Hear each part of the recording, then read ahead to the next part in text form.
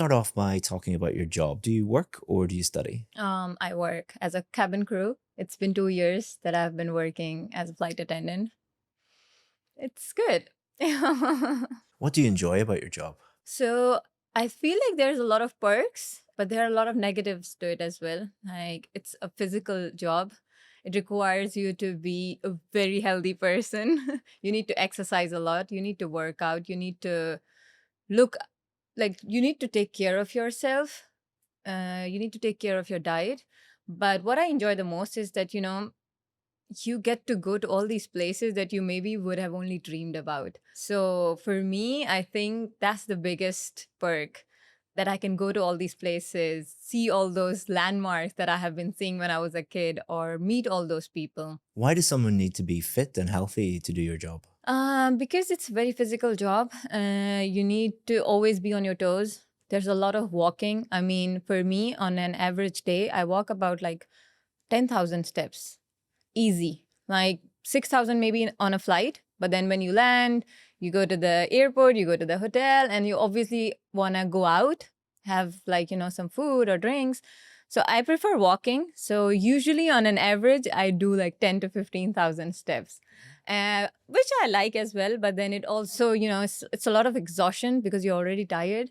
So I feel like it's a very physical job. It keeps you on the move. It keeps you running, I think. Do you think you will do that job for your whole career, or would you like to do something different in the future? I don't think I can do it for too long, because it is again a very tiring job. It has its perks, but then I feel like I don't think I can do it for so long, because sometimes it just gets to you. Every layover, every city just becomes the same. Every hotel becomes the same. Some days I really crave just sleeping in my own bed, being with my family. That's it. Now let's talk about travel. What's your favorite travel destination? For me, I think it's Stockholm, Sweden. I never knew that place existed because my geography is super bad. But when I went there for the first time, I loved that place. I loved that place. It was the vibe of that place. It's a very slow city, I think, as compared to Dubai. So I feel like people over there, they live a very slow life. You can just see people walking, with their dogs and pets and children. And it's just so nice to look at them living a very slow life. And I feel like the weather over there is very nice as well. The sunset is like at 10 p.m., 11. So I feel like they have a longer day in the summers. So yeah, I really like that place. When you go on holiday, do you prefer to be active or just sit by the pool? I want it to be a relaxing time because my job requires me to be on the toes every day. So for me, vacations are more like I want to just sit back. I just want to relax. And I'm more of a mountain person. So I just go anywhere for the views. So I just want to go sit and have a really nice view from my balcony. Probably if it's mountains, I would love it. Is food and drink important when you're deciding where to travel to? I'm not a foodie. I'm not a huge fan of food. So I'm somebody who just eats to live. Yeah, just give me anything. I'm somebody who goes for McDonald's in New York. So yeah. Are there any types of holidays that you really dislike? Dislike? Not really. No. I feel like holidays or any sort of day that just gives you a little bit of free time from your daily routine, I think it's just, you should just celebrate it. Just be happy about it. Now let's talk about birthdays. Can you tell me about your last birthday? Oh yeah. I never had a birthday party in my whole life. But last year I was like, why not? If nobody's throwing me one, I will throw myself one. So that is what I did. I came up with the whole theme and, bought all the banners, birthday girl, and, the things that you wear on your head.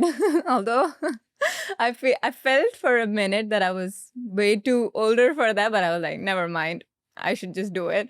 So, and mark it off. So I went back home to Pakistan and I gathered a few friends. I asked them if they could come and join me to celebrate my birthday. And I loved it. Can you remember a birthday party or a birthday gift from when you were a child? Not really. No. My memory is a little bit hazed when it comes to my childhood. So I don't think I remember any. We used to celebrate. I know, I remember that. But any gift particularly, I don't think so. I don't remember. Can you remember any gifts that you've given other people on their birthday? For me, always the handwritten letters was a very huge thing. Like this was the first thing I would do if anybody's birthday was coming. I would just go and write a handwritten letter. That was the first thing I would do. A gift, yeah, maybe I would buy something, but that was like a mandatory thing that I would do. If you could have a dream birthday in the future, what would it look like? I always wanted to like do a dream destination birthday. Like I want to go someplace and I want to be able to like invite all my friends and, you know, like sort of take on all the expenses as well. I don't want them to pay for anything. So I want to like invite them and they're just there to enjoy. So that's like my dream birthday celebration. I want to go to some place, ask them to come over so we can just have fun. Recently, a lot of my colleagues, they were talking about this app called Classpass. And every time I would ask them, were you guys going for yoga or this and that? They were like, Classpass, I'm using Classpass. And I'm like, okay, and what's the hype about this one, you know? And then again, suddenly this whole thing started coming up on my For You page, on TikTok and Instagram. I was like, is it just like, you know, my, I don't know, AI or like algorithm, like messing with me, or should I just actually look into it? So I went on Google and, you know, Instagram, and I was just looking on people who had reposted about this one. So, and there were like some super nice positive reviews. And I was shocked. I was like, or maybe it's just a marketing thing, you know, where they pay you basically to put on all these nice reviews. But then I was also looking for something where I can just, you know, I wouldn't have to like look for different studios every time, different places to go for yoga, because I was actually thinking about going for a yoga certification. So I want to get into that routine of doing yoga. So that's when I decided to join Classpass. And I kid you not, it was, I think, the best decision I have ever taken. I just came back from Singapore, like 2 a.m. this morning. And I did take a class for yoga in Singapore, and that was amazing. Like, it was one of the best classes I've ever had. And also, I mean, yoga makes me feel good anyway, but that class was like so full of energy and all those different people that I was meeting for the first time, and that class and the convenience I think that app gave me, you know, to book a class anywhere in the world. I think that's amazing if you're working as a cabin crew. So I think I would do that again if I am on a layover, because usually sometimes you get so lazy that you don't want to do anything. So I think that would be something that would get me out of the bed. So we've been talking about a product or service that you reviewed or looked at the reviews, and we're going to continue to talk about online reviews and customer service and things like that in part 3. What kind of person do you think writes a lot of online reviews? Personally, I think somebody who is very particular or is pessimist, I think. They want to either let the world know what happened to them, or just, you know, make sure that what happened to me doesn't happen to someone else. I mean, it's kind, but I don't think like you should be doing that a lot, because I see some people, they want to review everything, like everything. You will see that one person talking about everything, and mostly it is negative. So yeah, those people, I think they're not very happy with their lives. I'm sorry if I'm being so candid. Now let's talk about customer service. Do you agree that customers are more likely to complain these days compared to the past? I believe yes, because of the platforms that are being provided and how convenient it has become to write a review or just let them know about your opinions or feelings. I feel like it's, yes, 100% very, very easy for people to complain, and less likely for them to say nice things about a product or a service. How important is it for companies to take these negative reviews seriously? It is very important, yes, because if you're a developing company, if you're a young company, and if you really want to grow, it is definitely very important to take in all this negative complaints and see how you can improve. But I also believe in a way you shouldn't give all the authority to the customers to dictate how you want to run your company, because you are the CEO here. So you should know how to do it. Do you think some companies that provide reviews, such as Google, have too much power over companies? Maybe yes. Like I would say it's a 50-50 because at the end of the day, a consumer is the one who decides if he wants to use that product or a service.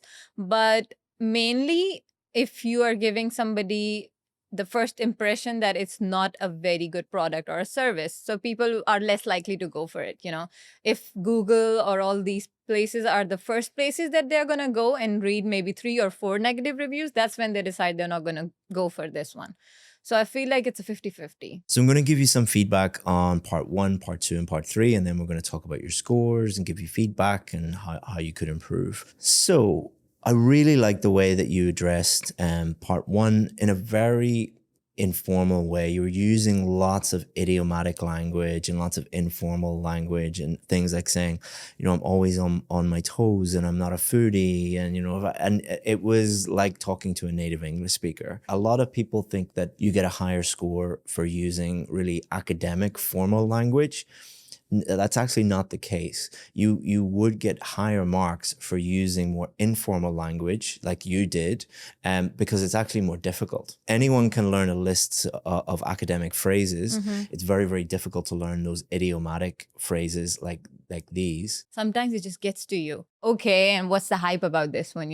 I kid you not. Those type of phrases are only really used by native English speakers, and therefore they're more difficult for a learner to access. And they're normally the last thing a learner will learn before reaching, not native speaker level, but a very, very high level of English. And you do that in most of your answers, which is really, really good. You also did it in part 2. And I also like the way you speak with emotion. You're very enthusiastic, and that can help you with pronunciation, believe it or not, because pronunciation, you divide it into 2. The first part of pronunciation, which is the most important, which is, can I understand what you're saying? I can understand every single word. So you're from Pakistan, so you have an accent, but there's nothing wrong with that. I think it's much better to speak in your own accent clearly than to try and sound English or American. It just sounds weird. And it can sound a lot worse. But the second part of pronunciation is what we would call higher level pronunciation features. Part of that is intonation. Intonation means when your voice goes up and your voice goes down. Right. We use intonation to signal how we feel, and we use intonation to signal meaning. So, for example, when you came in late today, if I said, hey, come on in, sit down. So my voice is going up. But imagine I say the exact same words. Hey, come in, sit down. Yeah. So the words are exactly the same, but do I feel different? One is I'm happy. Yeah. Don't worry. You're okay about it's it. difficult to get parking here. The other one is I'm annoyed. Yeah. So exactly the same words, but completely different meaning depending on the tone. But one way that we help students with their intonation, with their voice naturally going up, is to just be more enthusiastic. Because if we are bored and we are serious, we will speak in a very monotone, flat way. But if it's like, hey, how are you doing? I'm very excited to talk about this. And you do that so naturally. Like, we didn't tell you to do that. That's just who you are as a person. You seem like a very bubbly, happy person. Many people who watching will say, how can I do that? I'm under a lot of pressure. I'm very stressed. I need a high score. The more preparation you do, the more confidence that you can have, the more you can be yourself. And people watching, even if it's a very, we were asking you about online reviews, not the most exciting topic in the world to talk about, but you did do that. You were talking more enthusiastically about that. So I was very, very impressed with that. Part 3, again, also good. I mean, it's difficult to talk about those topics. I was throwing more difficult topics at you.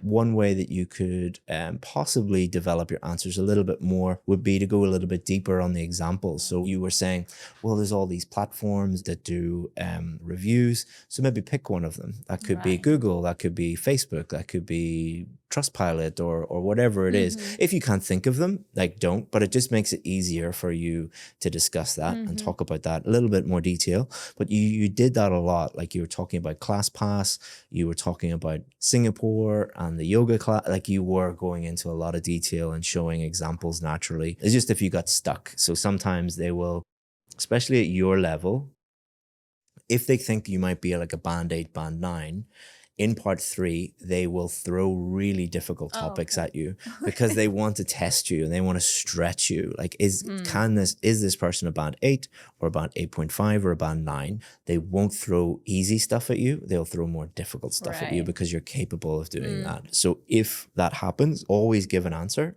And one easy way to develop your answer is to go deep, on those examples. Okay. So to give you feedback on the marking criteria, your fluency is excellent. You can speak, naturally without pausing, without hesitation. The only times when you do pause or you do hesitate is when you're thinking of an idea.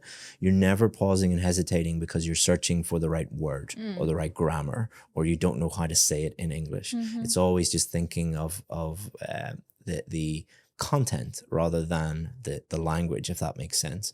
So no problems with fluency at all.